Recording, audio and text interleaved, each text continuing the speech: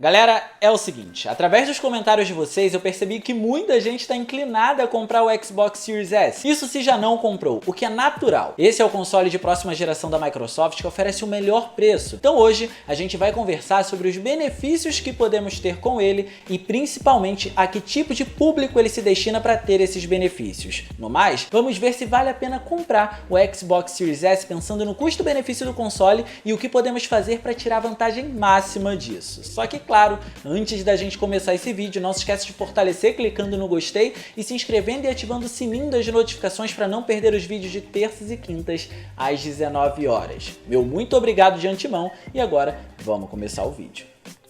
Para tornar esse vídeo mais dinâmico, sobre as características técnicas eu vou ser mais rápido que no vídeo de escolha entre o Xbox One X e o Series S, que por sinal, eu recomendo que vocês assistam. Por ser um console de nova geração, o Xbox Series S conta com muitos novos recursos que não estavam presentes na geração passada. Um deles, por exemplo, é a arquitetura Xbox Velocity, que faz um trabalho entre o processador e o SSD NVMe do console para uma transmissão de dados mais rápida, um melhor sistema de compactação de dados e principalmente de descompactação desses dados, o que eventualmente vai ser um grande trunfo se bem usado por desenvolvedores. Atualmente, existem muitos elementos da velha geração que são dificultados por conta da baixa transferência de dados, e isso, por vezes, diminui muito a imersão nos jogos. Quer um exemplo bem prático disso? Só pensar naqueles corredores estreitos que os personagens precisam acessar para poder chegar a uma nova área, ou então os elevadores que demoram anos para poder irem ao próximo andar. Isso acontece para que o cenário seguinte possa ser carregado, o que é compreensível. Mas o fato é que na nova geração de consoles isso não é mais um impedimento ao se levar em consideração que a capacidade de transferência de dados passou a ser maior, facilitando muito o trabalho dos desenvolvedores para executar essa tarefa. Uma prova disso são os games otimizados para essa nova geração, que tem loadings extremamente rápidos graças a essa nova arquitetura, e isso eu presumo que seja apenas o começo de utilização de todo o poder do processador e também do armazenamento do Series S e também do Series X, é claro. Mas mesmo que a gente enalteça o SSD do console, precisamos mencionar que ele tem um tamanho bem limitado de 364 GB disponíveis para uso, no Series S especificamente. Originalmente no Xbox 360 e no Xbox One isso não era um problema porque você podia simplesmente usar um HD externo para instalar os seus jogos ou, no caso específico do Xbox 360, executá-los direto do disco na grande maioria das vezes. Mas no Series S esse é um ponto muito relativo. Por isso digo que, mesmo dentro desse cenário, pode ser interessante você comprar um HD externo normal para esse console, ao invés de gastar mais de R$2.000 em um SSD externo, e eu vou te explicar o porquê dessa relatividade toda. O Xbox Series S foi um console pensado para ser completamente digital, então por conta disso ele não vem com leitor de discos. Só que em contrapartida, o tamanho dos jogos vem aumentando cada vez mais, e mesmo que aqui, comparando com o Series X, esse tamanho seja menor, a tendência é aumentar. E ao falar sobre os jogos da nova geração que utilizam predominantemente o SSD do Series S, instalar no HD externo é inviável pela tecnologia não ser compatível com a arquitetura desses jogos. Só que ainda assim, o HD externo ainda pode ser interessante por dois motivos basicamente.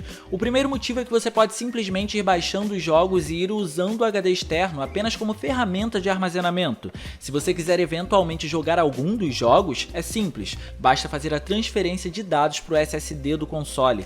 Isso facilita para que você não precise ficar baixando o jogo toda hora que quiser jogar e, felizmente, a transferência costuma ser muito rápida, então você não vai precisar esperar muito tempo. O segundo motivo é que você pode instalar todos os outros jogos das gerações passadas nesse HD externo, ou seja, o Xbox clássico, Xbox 360 e o Xbox One, e ainda assim utilizar o esquema de Quick Resume para esses jogos mesmo não estando instalados no SSD. E vale uma rápida explicação aqui, o Quick Resume é o novo recurso da Microsoft que permite você abrir diversos jogos e transitar entre eles sem a necessidade de ir fechando para poder abrir um próximo jogo. Aí toda vez que você for voltar para o jogo anterior, ele vai retornar exatamente da onde você tinha parado, ou seja, não precisa reiniciar o game por completo. No caso dos jogos de nova geração, o recurso só pode ser utilizado se estiver instalado no SSD do console, já que eles só podem ser executados a partir dele. Mas os retrocompatíveis podem fazer isso com o uso do HD externo sem o menor problema.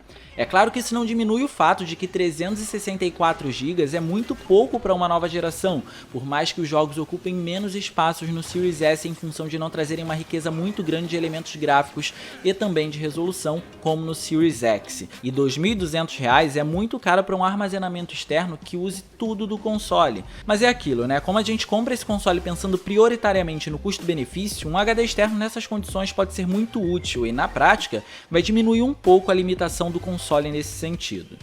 E galera, já que entramos nos assuntos dos jogos, vamos falar sobre o que a Microsoft traz pra gente em termos de acessibilidade nesse quesito de preços e quais serviços colaboram para essa ideia de custo-benefício pra gente. E para falar sobre a biblioteca de jogos, é impossível não mencionar uma coisa que eu acredito que todo mundo já sabe, mas a Microsoft tem um serviço chamado Game Pass e também Game Pass Ultimate. O primeiro é um serviço que você paga um valor que contém planos desde o mensal até o anual. Nele, você tem acesso a uma biblioteca de jogos extensa que traz games do Xbox original até games da nova geração, com títulos selecionados, tá? E você não vai pagar nada além da mensalidade para poder jogar. Já o segundo, além de ter essa possibilidade, ele oferece recursos online, como jogar games em multiplayer, e proporciona a integração com o Game Pass para PC. Então, se você também joga no PC, pode baixar os jogos disponíveis do Game Pass para ele com a sua conta Ultimate. E só pra gente poder terminar de enaltecer as vantagens do Game Pass Ultimate, vale mencionar que ele vem com o EA Play acoplado. Esse daqui é um sistema parecido com o Game Pass, só que é da Electronic Arts. Então, além dos jogos do Game Pass, você vai ter acesso a um catálogo de games exclusivos da EA, como Battlefield ou Star Wars, por exemplo. Esses serviços reforçam ainda mais a ideia de custo-benefício e podem ser um pacote ideal para quem pretende comprar o console pensando em não gastar muito. E por fim, é importante mencionar que estamos falando de um console de nova geração, e mesmo que não seja o mais poderoso dela, ainda é um aparelho que vai ser capaz de rodar todos os jogos até o fim dessa era de videogames, ou seja, até o fim da geração do Xbox Series X e Series S. Mas é claro, no caso do Series S, dentro de suas capacidades. Podemos dizer que o Series S é destinado àquelas pessoas que dão preferência a ter uma boa performance e que não são tão exigentes quando o assunto são os gráficos e principalmente resolução. Nesse caso, o Series S ele tem a capacidade de executar jogos em até 1440p, fazendo uma resolução através de upscaling para 4K. Por isso, vamos comentar sobre como alguns jogos rodam nele, só para vocês terem uma dimensão do que o console consegue fazer até o momento.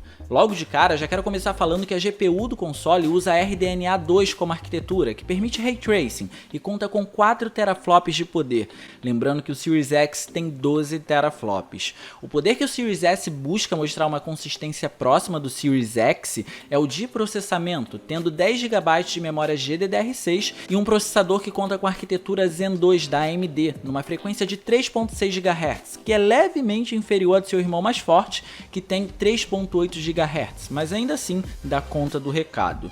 Por isso, é importante mencionar que a gente precisa entender que o foco desse console não é o 4K, tampouco oferecer texturas que acompanhem essa resolução, mas sim a performance desses jogos. Um dos objetivos que a nova geração tenta alcançar é a performance de até 120 quadros por segundo e um padrão de 60 FPS, e nesse caso, o Xbox Series S sai bem para quem procura isso. Para os jogos de retrocompatibilidade da geração passada, ele vai trazer a versão do Xbox One S, aprimorando a taxa de quadros por segundo para 60 FPS quando o game tiver ela destravada, ou do contrário, estabilizando em 30 quadros por segundo. Além disso, podemos dizer que ele usa um elemento chave para deixar os jogos mais bonitos, mesmo usando a versão do One S, o Alto HDR, que traz cores mais vivas para os jogos que não tinham o sistema implementado. Ele consegue fazer um HDR através de inteligência artificial e o sistema, embora não seja tão bem implementado quanto o de um game que já vem preparado para isso, devo dizer que é bem competente. Jogos como Batman Return to Arkham ficam ainda mais incríveis nessa versão apenas por contar com esse efeito e terem suas taxas de quadros por segundo estabilizada, o que é um fato de extrema importância para os visuais e também para a performance do jogo, principalmente no caso desse Batman que teve algumas críticas com relação a essa performance. Já quanto aos jogos de nova geração como Watch Dogs Legion, por exemplo, eles esquecem o foco em alta resolução para poder entregar o Ray Tracing, que funciona em um nível um pouco mais baixo, e uma taxa de quadros por segundo estável, no entanto. Como esse em específico usa uma resolução dinâmica para poder alcançar esses resultados, ele varia de 864p até 1080p, mas tem uma consistência incrível na taxa de quadros por segundo, até em cenas mais pesadas, se mantendo em 30 fps. Mas no caso dos 30 FPS aqui não chega a ser uma crítica, porque a própria versão do PlayStation 5 e também do Series X se mantém na mesma taxa de quadros por segundo. Um outro exemplo que começou mais tímido foi Assassin's Creed Valhalla, e embora oferecesse um sistema de iluminação próximo ao do Series X, rodava em 30 FPS. Atualmente, depois de uma atualização, o jogo conta com um modo performance e um modo qualidade. No modo qualidade, a resolução fica um pouco acima do 1080p a 30 FPS, e no modo performance, o jogo cai para oscilações que variam de 720p até 800p, mas se mantém de forma incrível nos 60 fps. Então a gente tem que dar mérito para o que de fato o console almeja fazer, trazer uma performance instável e em 60 quadros por segundo. Outro exemplo que eu imagino que vocês já estejam sabendo é o game Bright Memory. Inclusive ele foi basicamente um port do PC, te dando até opções para você configurar melhorias gráficas no jogo, e curiosamente, alterando essas configurações gráficas, ele não altera em nada no quesito performance, você continua tendo 60 quadros por segundo, então mais um mérito para o Series S nesse sentido. Aliás, aquele jogo é incrível por usar todo o poder do console sendo desenvolvido por uma única pessoa, então mérito para o jogo também, né? Por fim, posso dizer que o Xbox Series S não é para quem procura gráficos absurdos ou altas resoluções. Por isso, uma TV Full HD ou um monitor com uma taxa de quadros alta, além de sair mais barato, vai dar conta do recado. Mas é claro, se você tiver uma boa TV que tem um excelente upscaling, por exemplo, isso faz toda a diferença por apresentar uma melhor qualidade de imagem. Se você não se incomoda com esse tipo de coisa e tem preferência pela performance dos jogos, o Series S é uma boa pedida. No geral, é uma ótima aquisição para quem é menos exigente no quesito de gráficos e resolução e procura diversão na nova geração por um preço mais em conta. Na minha opinião, a gente ainda pode esperar mais um pouco para ver se o preço do console vai cair, mas isso vai de cada um, afinal de contas as realidades das pessoas são diferentes. No mais, eu espero que vocês tenham gostado desse vídeo, e se vocês gostaram não se esqueçam de clicar no gostei, porque isso é muito importante, e também se inscrevam no canal ativando o sininho das notificações para não perder absolutamente nada. São vídeos todas as terças e quintas às 19 horas que você não pode perder. Beleza? Minhas redes sociais vão estar aparecendo aqui, se vocês quiserem me seguir para poder trocar uma ideia, sou todo ouvidos. Era isso, um grande abraço e a gente vai se ver na próxima.